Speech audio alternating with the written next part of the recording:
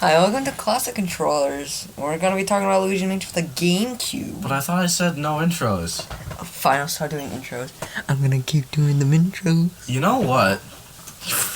Okay, so today we're going to be talking about Luigi's Mansion for the Nintendo GameCube.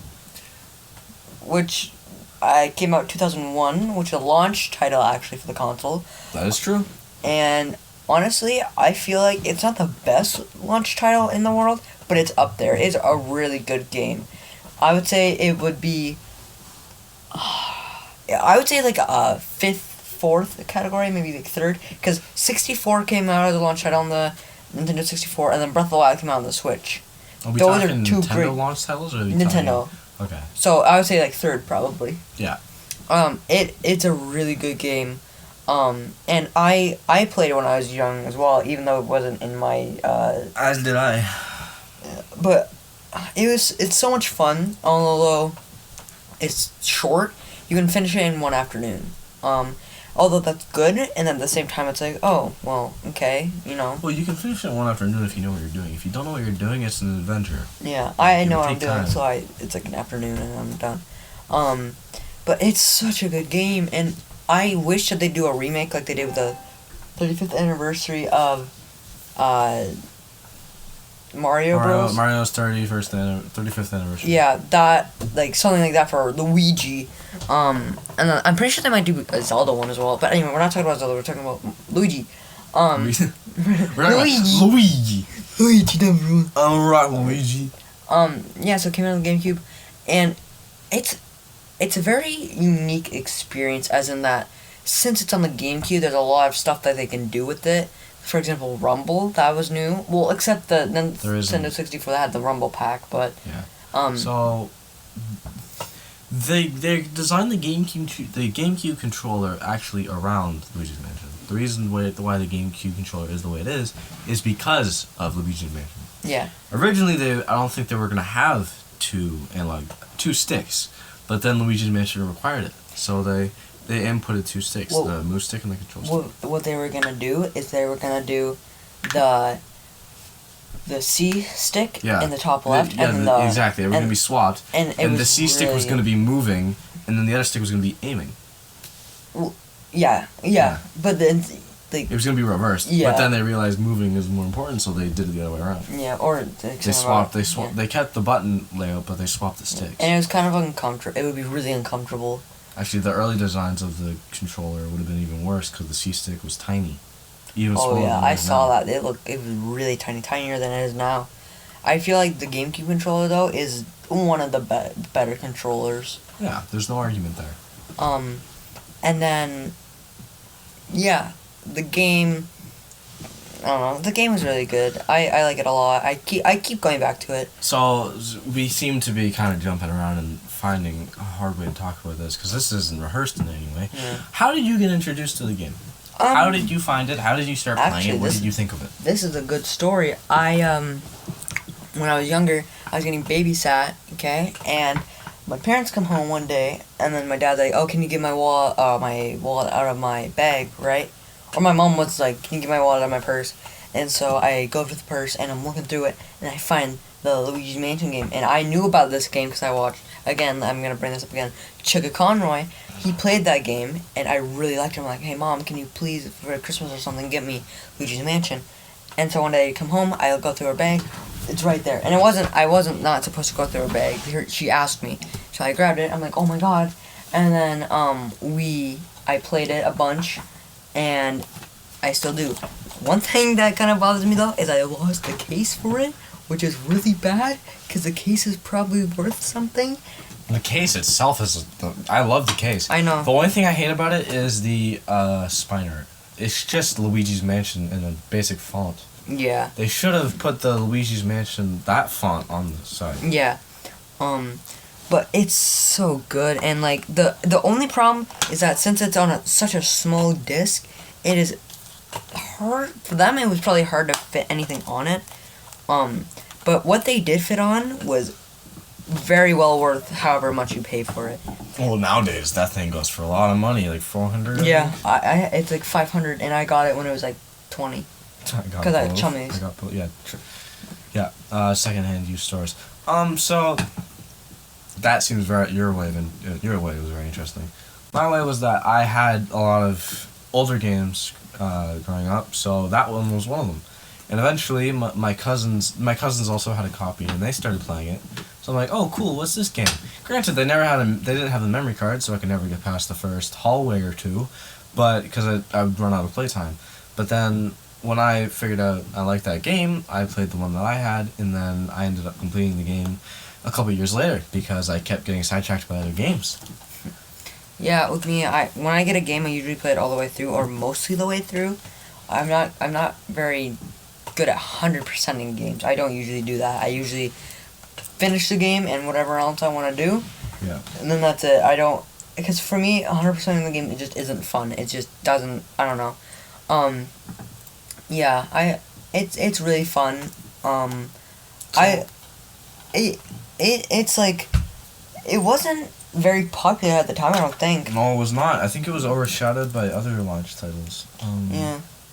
Well, here's the thing. You put the name Luigi on it, nobody's gonna care. You put the name Mario on it, everybody's gonna care. That's the thing. Only the people that actually cared for a Luigi title got Luigi's Mansion. Because the majority of the casuals would just get a game that has the name Mario in it. Because they're like, Mario is a good game, let's get that. Mario's a good character.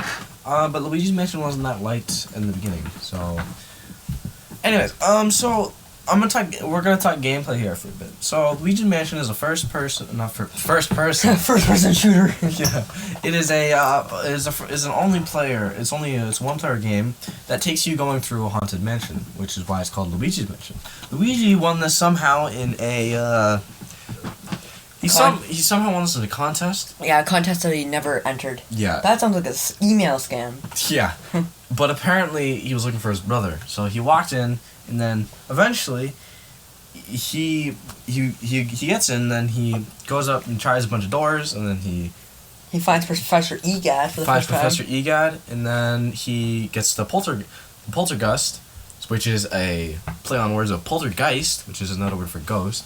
Poltergust meaning gust of wind, because it's a vacuum. It's a poltergust 3,000. Isn't it 3,500, 5,000 then G00? I think 3,000. Yeah, 3,000 and 5,000 and 00. Yeah, that sounds right. G-O-O. Anyways, yeah, and then after that he goes back into the mansion, and then he tries to suck up all the ghosts and try to get as much money as he can find, and then eventually, actually, at the end of the game, if he collects enough money, Luigi will get a brand new mansion, a gift from the professor. So, yeah, it's a pretty unique experience. There's two different ways to play. You can play Sidestep, and what's the other one called? Direction or something. I cannot remember. There's Sidestep, and so Sidestep is where if you're using the poltergust, you can only move side to side like a crab, and then the other one you move in omnidirection, so it's like a normal 3D game.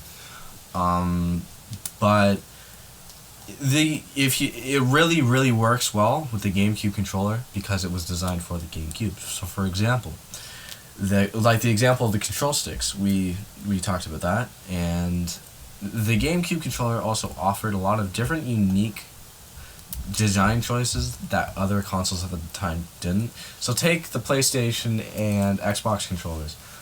All their buttons, their face buttons, like their label buttons, were all in a diamond shape. But on a GameCube controller, all the label buttons are orbiting around the A button, which in that game, it was going to be originally when they made the controller, that was going to be the main button you press. I think that was going to be the button to suck up ghosts, wasn't it? A? Yeah, A. I think that was just to jump, or like I remember it was Miyamoto wanted every button to have a purpose. And so when they filled everything else up, like, well, what about the A button? And it's not like you can jump, there's no purpose, it's not a platformer.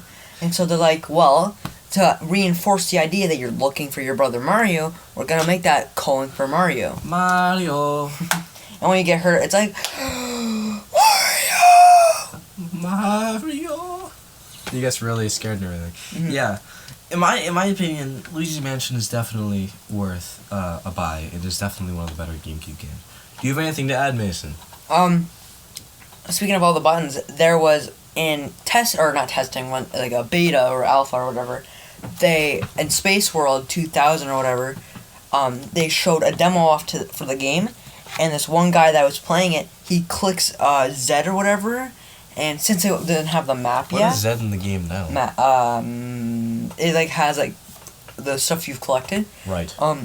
And he clicked it, and Luigi crouched, and that was because they didn't like. I guess they were gonna do some parts where they would be like crawling through stuff. You have to crawl through stuff, yeah. And then they took that out now, obviously. Yeah, and also at Space World 2000, there was a trailer shown off, and there's a part where there's three ghosts playing poker, and when the game was released, you could not find that anywhere, right? Yeah. Until when the game fully released, there was on the ghost portrificationizer or whatever. Yeah, that's exactly what it's called, actually. There on the little TV screen, it shows that exact picture. It's kind of cool actually. Speaking so this is a good way to segue into conspiracy theories. Yeah, speaking of conspiracy theories, Zombie Luigi. There was conspiracy going around that in the beta of the game. In the game over. Yeah, if you couldn't get or no, it was since in the old prototype of the game, it was It was a trailer. No. Yes. Or Zombie Luigi. Yeah, was in the trailer. Yeah, he was in a trailer. Zombie Luigi was, but they linked it to the game. Yes. So they thought in the beta of the game, because it was a timer originally, you had to make it before 1 a.m. Yeah. And if you couldn't, Luigi would go into depression and would look like that. Which obviously we know now. He'd be terrified. Yeah. Well, obviously now we know that doesn't happen, and you can't really run out of time. No, you can't. You can't run out of time. It's an infinite night. Mm-hmm. You can't run out of lives though. The way that Luigi's Mansion does its health system is a lot different than other games. For example, Zelda is a bunch of little hearts, and if you take damage, it takes away a quarter of a heart, or half a heart, or a whole heart. In that game, it's a percentage counter. So say you get hit by something, it'll take away 15% of your health. It won't take away a heart. It's just a little heart in the bottom with a number beside it. So anyway, That's a fun fact. Another conspiracy. Wasn't there another conspiracy theory? Oh, yes, I know this one. Mario, of course, Mario's in the game, and Right. there was a rumor that he was going to be playable. Obviously, In a two-player multiplayer, yeah. yeah, and obviously you can't play as him, and the multiplayer thing. In the code for the game, there is a multiplayer option, but they just never implemented it. And it somewhat works, kind of, but it doesn't work as well. Okay, cut that out. Keep it in. That's pretty good. That was a good belch. Okay, what was I Multiplayer. And some people have actually been able to work it into the game. It doesn't work as well The Mario model isn't actually playable. They just end up duplicating Luigi and just reusing the code. Yeah, but some people actually make a specific model for it, but it's not the same thing. It would be cool to do multiplayer Luigi's Mansion. Speaking of that, and the 3DS one, which we're not gonna get too far into, but in that one you could do multiplayer as Luigi, and we all know later in Luigi's Mansion 3 that Luigi became a main part of the game. Yeah. It was kind of weird because everyone's like, Luigi, okay. Solid green Luigi, okay, that makes sense. Yeah, but we all know what he was meant for. And actually, in Luigi's Mansion 3, there's a line of text from EGAT, and he says, when you first get Luigi, he goes, he's had some testing in the field before, and that's referencing the multiplayer. Yeah, and because in the game, EGAT from Dark Moon actually is like, here, take this, and he just sends it over. Anyway, back to the first game. No multiplayer. We hope there was, but there's not. I wish there was. And then, yeah, that's all about the conspiracy theories, I think. Mason, in your opinion, in your favoritism, what is your all-time favorite room within the mansion? My favorite room, I think, is most memorable for me is the dining room, but I think my favorite would honestly have to be the billiards room. I think Billiards room. That one is really good. I remember that one a lot. What about you, Campbell? I have a few favorites. So I just one I really remember was the ballroom, because for the life of me I couldn't figure out how to get those two ghosts. But then after that, I remember the mirror room, just because of its unique mechanic. You can't see the ghosts, but if you look in the mirror, you can see them. And then I also remember the one secret room. If you go in I think it's a utility room or something. Where the mouse butler. hole. The butler. Yeah, lives? the butler. Yeah. There's the mouse hall, and then there's all those chests. Yeah, I remember that because I found that, and I was like, here comes the money. Here we go. Here comes the money. Money. Yeah. Okay, and then second question. What was your favorite boss fight out of the four? I think it was Boolossus, Chauncey, and then that goo guy. I don't remember his name. Oh, and then Bowser, but we're not counting Bowser. Well, I hated Boolossus. He sucked. He was so hard to defeat. Yeah. I really liked the Chansey one. Chauncey. Chancy's. He, I don't know what gender. Chauncey's a he name, I'm guessing. Maybe it could be, I don't know. Whatever. The baby. The child. The child. Yeah, I like that one. That one was probably my favorite, but I think Bowser takes the cake if we were able to include him. Yeah.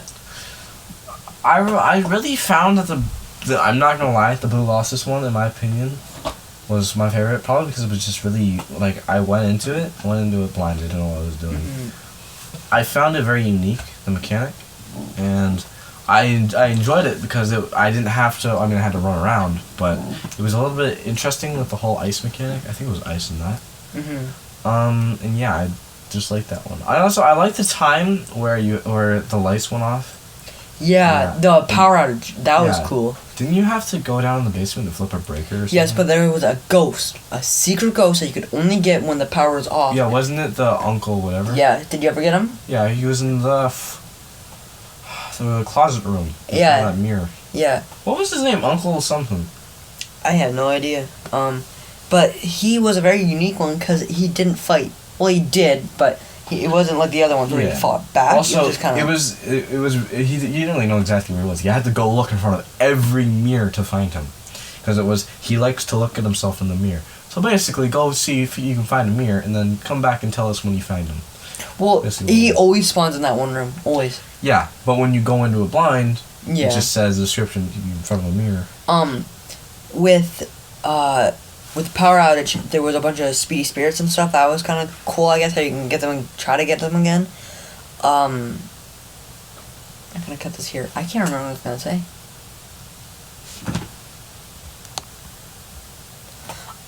The one ghost, the fortune teller or whatever. Don't remember exactly what her name was. Yeah, she was cool because she wasn't a bad ghost. When you not necessarily. When you got all the things for her, and she was like, "Okay, that's all that I can fortune tell you." She says, "I will allow myself to become a portrait." Right? She does fight as in like a normal ghost, but there's no way to change that. No. And so she does like go mushrooms and stuff, whatever. But in the story, she didn't put up a fight. No. So I found that kind of cool. It was unique. It was different. She let herself become. Yeah. I really also the one in the music room. That girl. Yes. Where you had to go around and you had to go and on all the instruments. Oh yeah.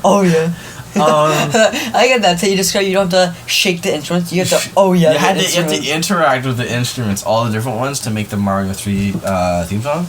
Mario 3. Yeah, it was 3. I said Mario 3. Super Mario Bros. 3. And then after that, you have to. She brings you on like a music trivia. Yeah. Then again, it was also Mario 3 was the one she played, but. Yeah. It was a pretty cool experience nonetheless, mainly because Mario 3 is one of my favorite Mario games. Mm-hmm. Second, I think it's third to 3D World and then 64. Yes, I'm a 3D World fan. Deal with it. But it's a good game. Yeah. I don't know. I really like that one. Along with There's in the workout room for anybody who's planning on playing this. Here's a tip: in the workout room, one of those treadmills, if you run Have a out key long in it. enough, has a key on it. That's crucial to getting around because without unlocking that one door, you'll be walking through that little back alleyway or that little backyard forever. And it shreds off a lot of time if you have that key. It's really nice to have the key. I knew all about the secrets and stuff before I even got the game. Also, be sure to scan cheese.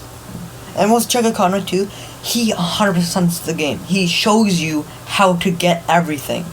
It's not just like a normal playthrough going in blind. He knows. He practiced the game before doing Let's Play. That's what I like about him. He shows you all the things to help you out. Imagine that. You take, like, that's a lot of game playing. You have to really like a game to do it. Yeah. He started like the Luigi Mansion when I was like 8 years old or something. I still watch Luigi's this. Mansion is an old game. I still watch the Sunshine and Luigi Mansion. Imagine this. To this Luigi day. Mansion is 19 years old. 19. Wow. Actually, as we're recording this, It's was 20 years old. 2021, so it's 20 years old. Yeah. It's nuts. That's crazy. Yeah. If you happen to be watching this a few years in the future, it could be 21, 22, 23 years old. Old games. Yeah. Very, very old games. It's definitely a unique experience. It's definitely worth playing. It is not worth the $400. Oh no. Do not buy it for $400. If you see it for 60, maybe. If you see it for 20, pick it up. Yeah. So, yeah. The one thing I really want them to do is I want them to bring out. I personally collect a little bit of amiibos. I really want to. If they do remake Luigi Mansion, the first one, I want them to come out with like a, the box art of Luigi, not box art, the art with Luigi running away with his hands like this and the poltergeist behind him. Yeah. Yeah, I want them to come out with an amiibo like that. To me, that'd be pretty cool. Yeah. Or like I know they have a I think they have a Polterpup amiibo. Really? Maybe. I have a Polterpup plush, but Yeah. he's pretty cool. I like him. His tongue is really long. Yeah. Polterpup was in the second game actually, and I really like that Luigi keeps him at the end of the game. That is a way to show that you're not just remaking the games over and over. There's a story. He's the main character within the third. Yeah. Actually, never mind. But at the end of the game, King Boo, it always seems weird. I never really truly understood if it was the same King Boo that's playing Mario Kart and the same one that's in Luigi's Mansion, because their crowns are different and their eyes are different.